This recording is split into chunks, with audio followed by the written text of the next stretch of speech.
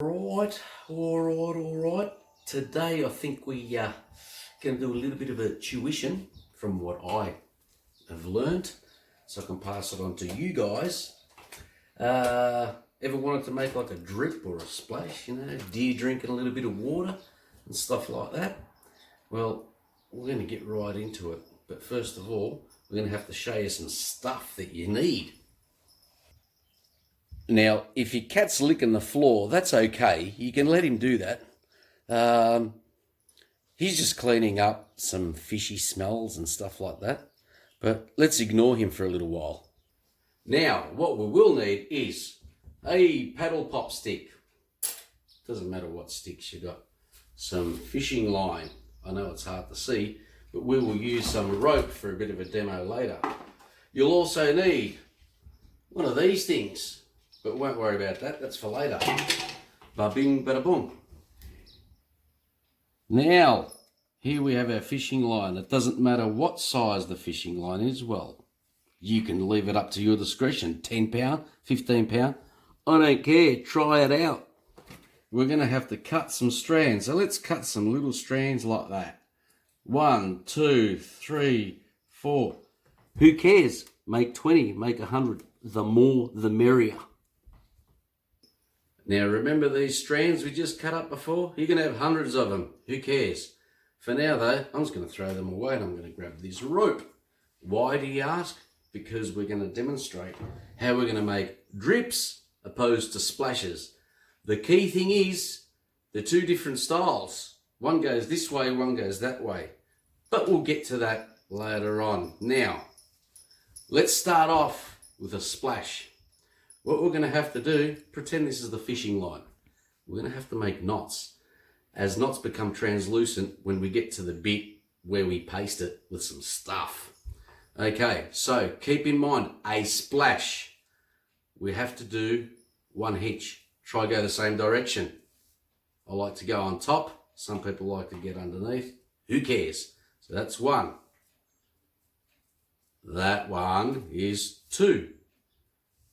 That one is three. I'm guessing you get the gist of it, right? We're getting there. Now, if your cat's hanging around, who cares? These little strands that we gave a demo on the single hitch first, you know what? Here they are, got them strands. I'm just going to be sitting here. Now, you can sit in your bedroom, you can sit in the lounge room, you can sit wherever you want. We're going to start tying off these little knots.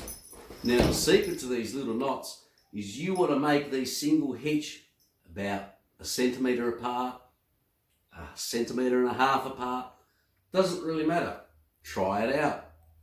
Error, who cares? Throw it away. So, while I'm watching Netflix, I'm just going to be tying some knots here.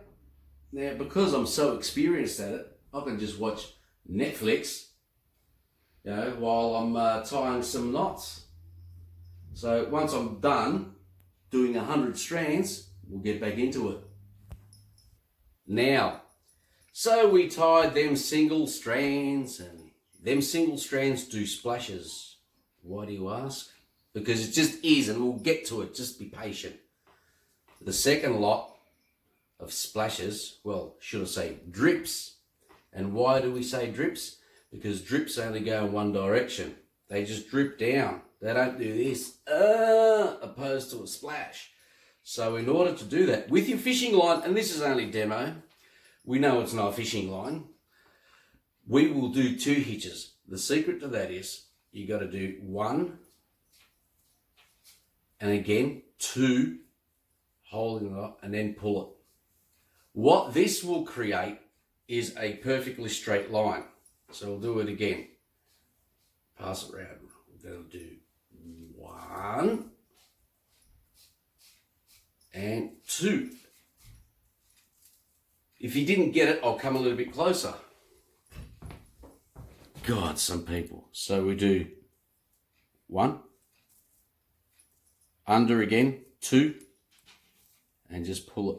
Now, with the fishing line, what we are going to do, again, do it as you please, 1 centimetre apart, 2 centimetres apart. Who cares? Anyway, off to the next bit. Okay, as we did earlier in the tuition, and talking a bit of caca, here's the finished product. This fishing line, you could see, it's all bent and twisted and carrying on. That's because we only put one little hitch in it. One little hitch creates all these little patterns.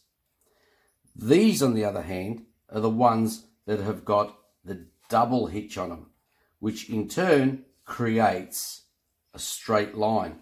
These are going to be used for drips. These are going to be used for splashes. Now, if you do get a little bit of curl in them, that's fine. Just put this in your mouth. This is the double hitch one. A bit of a hairdryer. Just hold it for a little bit and it will assist it. So that's that bit. Okay, remember these paddle pop sticks? Here we go. Remember these little strands? Here we go. We're going to get a little paddle pop stick. Got your hot glue gun plugged in. Is it hot? If it's not my problem. Squeeze a little bit on here. Bada bing, bada boom. Honestly, I wouldn't recommend using your fingers because you'll burn them. Place that strand down there. Just let it sit there.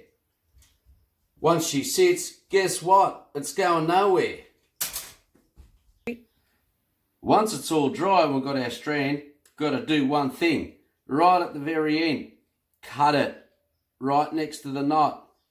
So we just go like that, find the end of the knot, snip, piff it, done. Okay, after we've done all that, then you're going to come across something like this. You're going to come across a motor gear, steering rack boot, and some air guard. What's this got to do with anything? You know what? Nothing. Throw it away.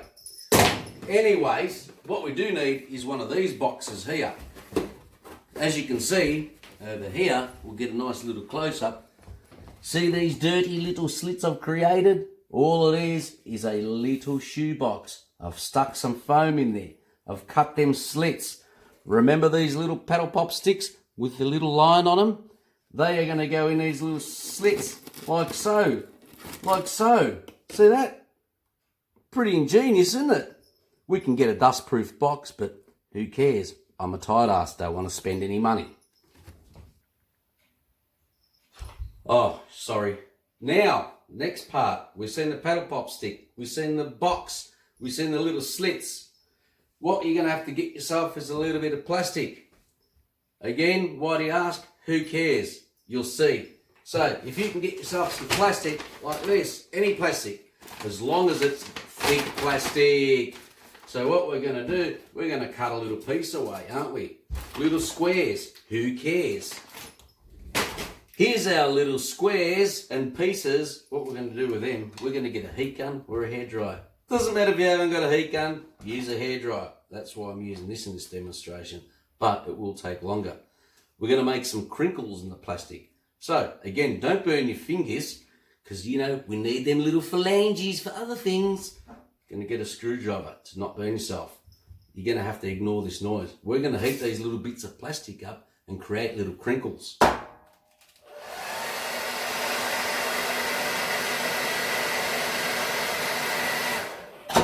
But I prepared it earlier, so it was already done. Who cares? Alright, so now we have got our little paddle pop sticks with the knots, with the little fishing line just, you know. Oh, by the way, use monoline. Don't use any of that other shit. So we've got our stick. We've got our crinkled little bits. Black, white, doesn't matter. They're crinkled little bits. We're going to be using them. Next, what you'll need, just get one of these paper little dishes, bowls, whatever you want, doesn't matter.